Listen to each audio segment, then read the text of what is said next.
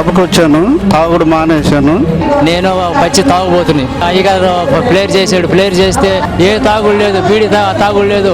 ఎవరన్నా తాగుబోతులుంటే ఈ సభలో పాల్గొనండి. దేవుడు మిమ్మల్ని స్వస్థపరుస్తాడు, తాగుని చిటుకులు దయచేస్తాడు.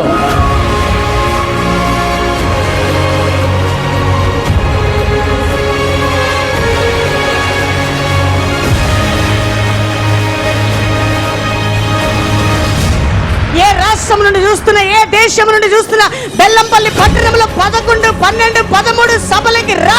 నీ బ్రతుకు మారిపోబోతుంది, నీ చరిత్ర మారిపోబోతుంది. నీ బలిపీఠంపై అగ్ని మండించు దినాలు, 3 దినములు. పల్లెల్లో గ్రామాలలో పట్టణాలలో తరలి రండి.